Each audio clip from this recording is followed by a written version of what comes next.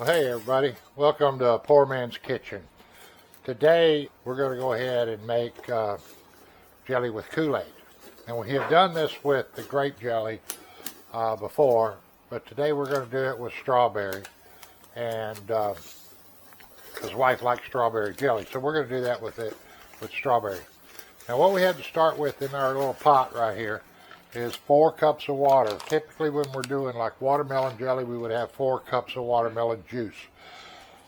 Then we have to adjust the pH, and we will add a half a cup of lemon juice to help lower the pH, because you want the pH down below 3.2. 3.2 or lower is the ideal that I have found works really good for us.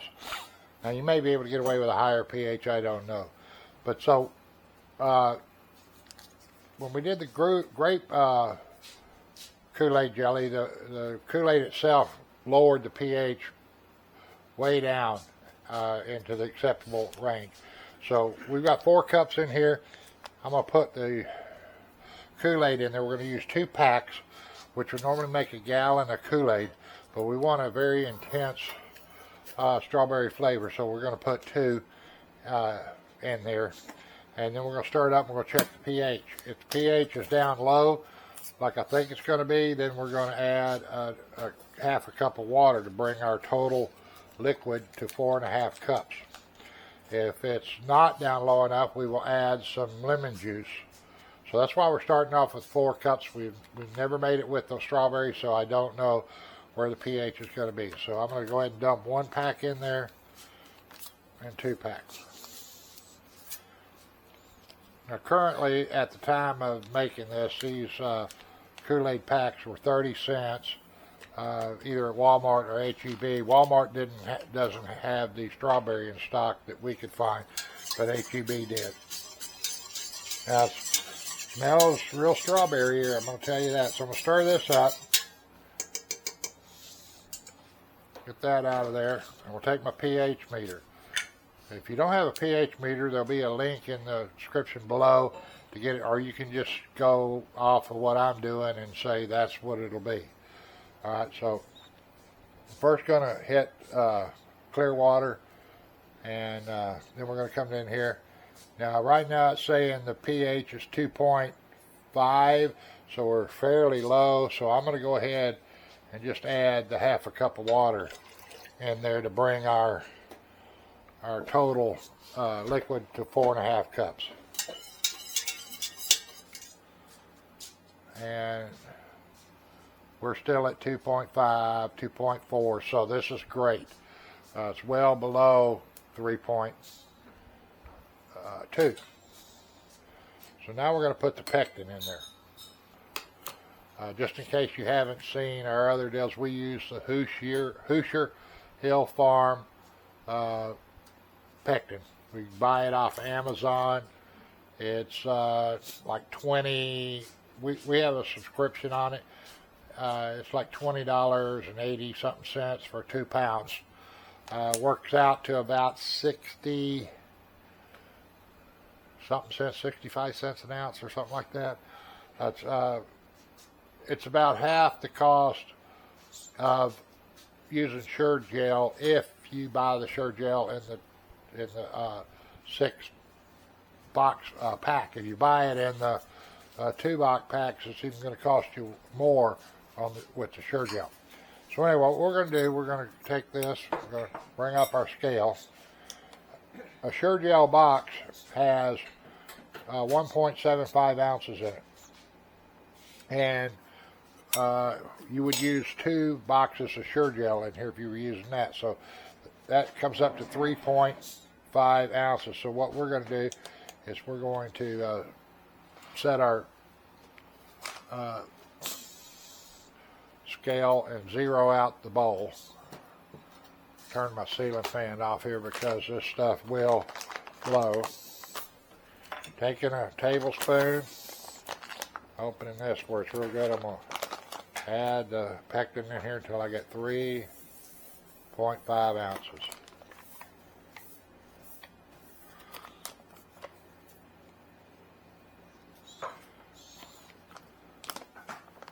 That's about 2.6.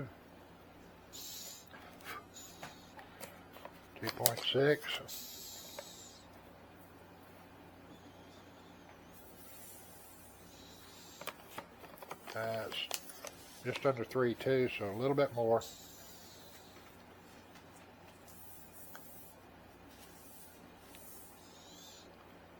Okay. There we are, 3.52, close enough. There you go. Now, you could add sugar in with this, about the same amount of sugar before you pour it in to keep it from clumping. What I do is I just sprinkle it a little bit at a time and stir it, and this keeps it from clumping.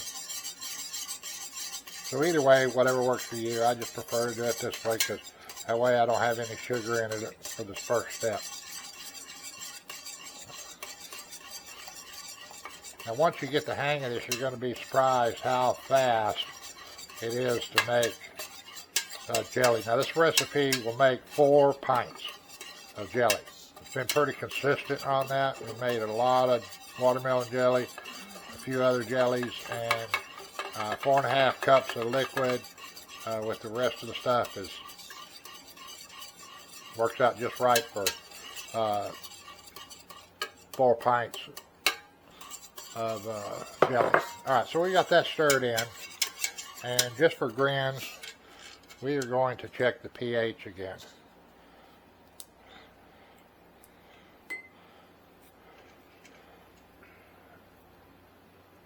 pH is now at 2.0, so the pectin lowered it even more.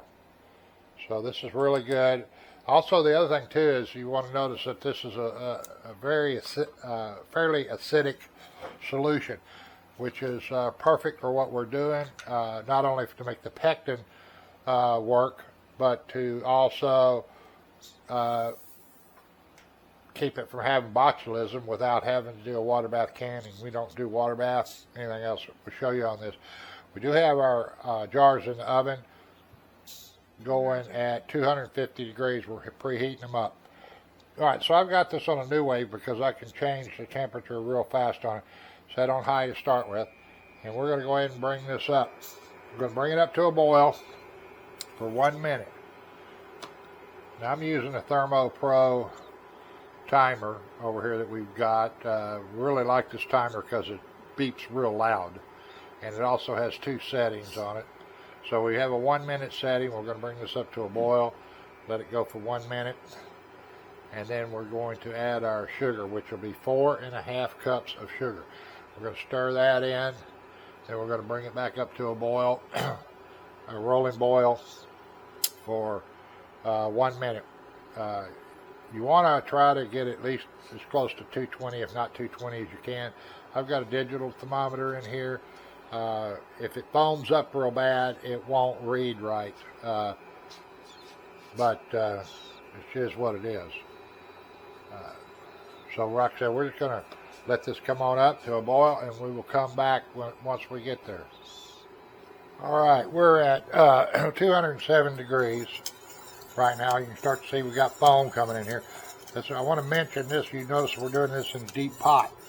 The reason being is I want to make sure that the pot's deep enough that when it foams up, it doesn't overflow, because then you got a big mess to clean up. So I'm stirring it now, and we're at 214. We're waiting on it to come. It's starting to boil now, but we want to go ahead and see if we can get it a little hotter. Typically, once this foam started, the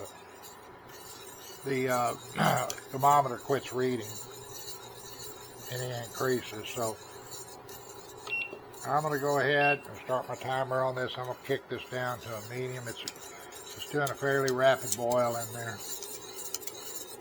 I'm going to go ahead and let it do this rapid boil for 1 minute. And we're just about there. There goes our time. Now I need to get the sugar in here. Alright, now we're going to add 4.5 cups of sugar to this. So basically it boils down to 4.5 total cups of liquid and 4.5 cups of sugar. If you're doing the watermelon jelly, you do the 4 cups of watermelon, half a cup of lemon juice. Or if you're doing some kind of a fruit where the pH naturally isn't down around 3.2 or below, you'll do 4 cups of that and half a cup of lemon juice. In the case of this Kool Aid jelly, it's already low enough pH. We didn't need to add the lemon juice, so we have a total of 4.5 cups of water, and then we've got 4.5 cups of sugar. And I'll get this all stirred in real good, and then I will start heating it back up again. Now that dropped us to 400, about 65, 67 degrees, somewhere in there. We're going to have to heat it back up again till it gets to a rolling boil or 220 degrees around that we can get to, and then we're going to time it again for 1 minute. After that, it's time to take it into the kitchen, skim it, pull all the foam or scum off the top, and we'll put it in the jars. But using Kool-Aid to make jelly is an easy way to do it if you don't have some fruit of some type to make it out of, or you don't want to buy the fruit, because buying fresh fruit is expensive. So if you want to make jelly, the whole thing that we try to do is we try to, keep the cost down. And we look at things at, if we buy it, how many meals or how much servings can we get out of it. And that's the way we always look at everything that we buy when it comes to stuff to eat. And we're starting to rapid boil and foam at 217. I don't know if our thermometer will read much more than that. So I'm going to start my timer for 1 minute. Bump this down to medium high on the new wave. And if it slows down the boil a little bit, I will kick it back up to high, but it should keep it up there. Now you can see how high this came up in here. If that had been a short pot, we would have this all over everywhere. And that would not be fun.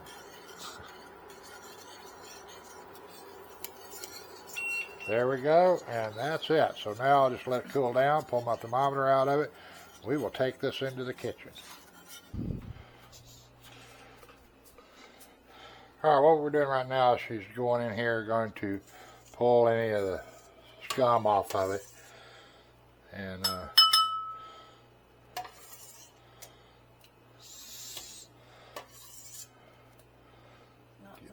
huh? No.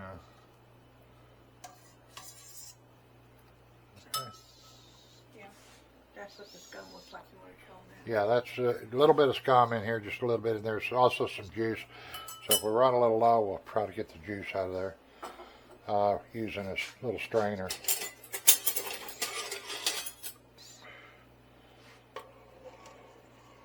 Now the jars, they were preheated in the oven to 250 degrees. We want them extremely hot, and so by the time you get them out, get them set over here, get stuff start filling up, they'll be about the same temperature as the liquid.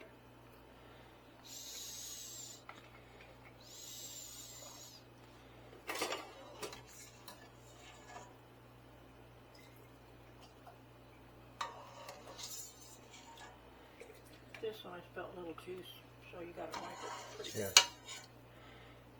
Okay.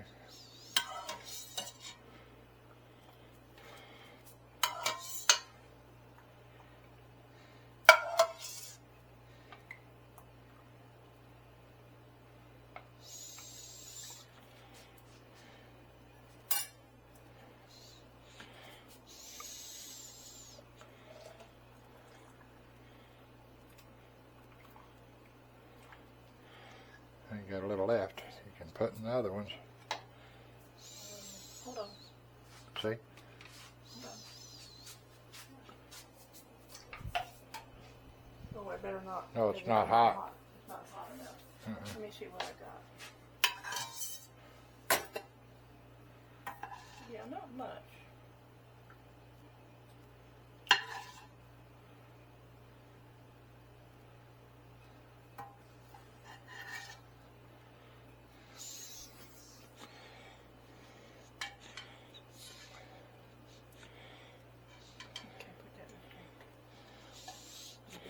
Yeah, you dripped it all over the cabinet. I dripped it everywhere this time. Yeah, it's all right. Huh? Yeah. Okay. All right, now what we're going to do is wipe the rims. And the wife spilt some jelly on the side here, so this one, so I got to try to wipe it really good.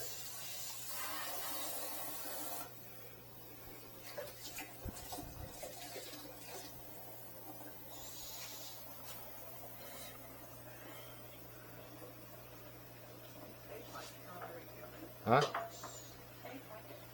should. It's made of strawberry jelly. Alright, now take and wipe this up. Alright, now these jars use the lug lids, and I bought these from a company online to fit the jars. I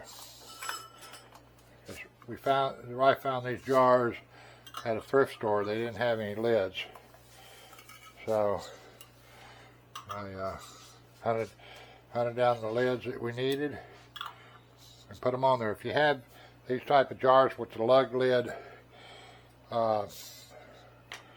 type of threads on them, the lid that fits these are a 70-2030, and you can look that up. So let me see if I can get my how you want to snug these fairly good.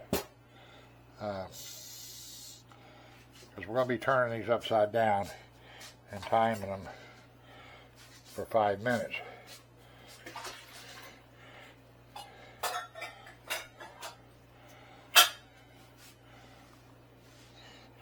Alright, so now we're going to turn these upside down and time them for 5 minutes. This helps heat the lid up real good and get the seal going real good on it. So now we're going to start our time for 5 minutes. And we will come back when that's done. Flip them back over, cover them up, and let them sit overnight. 5 minutes are up, and I wanted to show you these real close. You see how clear and good those look? We did a sample tasting. It tasted like strawberries to me. My wife is a strawberry jelly fan, so we'll find out from her for sure when it cools down tomorrow.